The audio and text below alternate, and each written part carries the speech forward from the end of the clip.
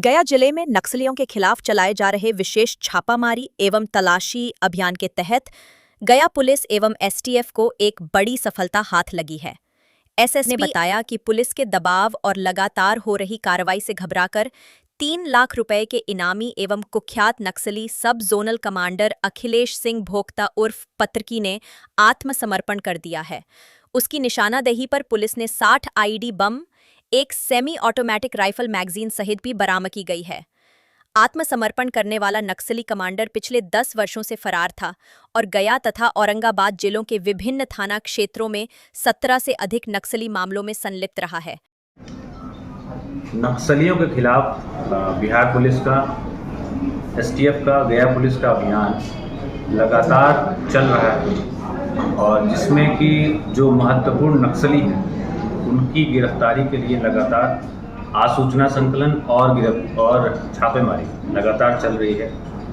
और इसी कड़ी में एक बड़ी सफलता हम लोगों के लगातार दबिश देने के कारण अखिलेश सिंह भोक्ता, जो कि सब जोनल कमांडर था मगध क्षेत्र का, और उसको पतरकी के नाम से भी लोग जानते हैं, उसने कल गया पुलिस के समक्ष अपने सेमी ऑटोमेटिक हथियार के साथ आत्मसमर्पण किया है। और उससे जब पूछताछ की गई तो पूछताछ के दौरान उसने करीब 60 जो छिपाए गए आईईडी थे उसके बारे में बताया, जिसको हम लोगों ने बीसैप की जो बीडीएस टीम थी और एसएसबी और सीआरपीएफ की जो टीम थी उनके सहयोग से डिफ्यूज़ करने में सफलता पाई है। जो अखिलेश सिंह भोक्ता है, इसका लंबा आपराधिक इतिहास रहा है। कुल 16 कांडों में यह वांछित है और लगभग 2017 से इसने पहला कांड किया था और 2024 में अंतिम जो नक्सली वारदात है इसने अंजाम दिया था। 2025 में भी इसके द्वारा एक हत्या की घटना चकरबंदा में ही कारित की गई है। अपने गांव के एक व्यक्ति थे इनके, उन्हीं की हत्या इसके द्वारा की गई और इसको हमने आत्मसमर्पण करने के बाद इनकी विधिवत गिरफ्तारी की गई है। और इस आत्मसमर्पण से ये जो पूरा गया क्षेत्र, मगध क्षेत्र में जो नक्सली गतिविधियां थी उसको लगाम लगाने में हम लोग को काफ़ी मदद मिलेगी।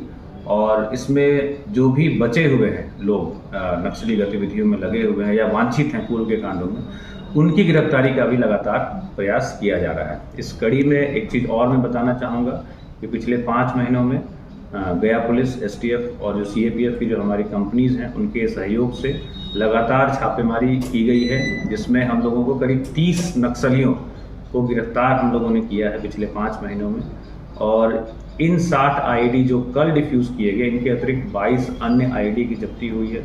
4 जो राइफल है जिसमें से 3 एसएलआर राइफल और उसमें से एक राइफल जो टिकारी में करीब 15 साल पहले लूटा हुआ था उसकी बरामदगी करने में हम लोगों ने सफलता प्राप्त की है। इसके साथ ही साथ 527 जो जिंदा कारतूस है उसकी भी जब्ती हुई है।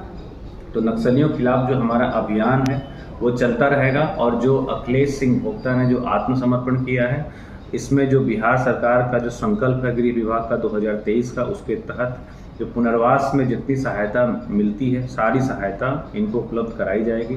2.5 लाख रुपए की जो सहयोग राशि है राज्य सरकार के द्वारा दी जाती है। इसके साथ ही साथ जो हथियार के साथ जो सरेंडर करते हैं उसमें उसको 10,000 रुपये अतिरिक्त दिए जाते हैं। साथ ही साथ 36 महीने तक 10,000 रुपये की मासिक पेंशन का भी प्रावधान है। और एक चीज़ और बताना चाहेंगे कि जिसने समर्पण किया, आत्मसमर्पण किया है, इसके ऊपर बिहार पुलिस की तरफ से 3 लाख रुपये का इनाम भी घोषित था। और इसमें हम लोग की जो टीम लगी हुई थी उनको भी हम लोग पुरस्कृत करने का काम करेंगे। और साथ ही साथ जो कार्रवाई है गया पुलिस की वो लगातार आगे जारी रहेगी। ये सेमी ऑटोमेटिक राइफल है या कुछ और? ये राइफल है, सेमी ऑटोमेटिक 3006 राइफल है, जिसके साथ इसने आत्मसमर्पण किया है।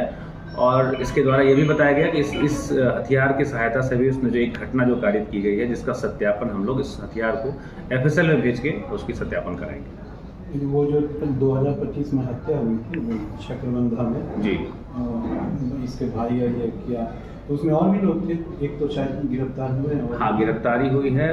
ये जो कांड है उसमें उसका ये मुख्य अभियुक्त है और ये कांड अभी अनुसंधान अंतर्गत, इसमें अन्य जो भी लोग इसमें शामिल थे उन सभी की भी गिरफ्तारी सुनिश्चित की जाएगी।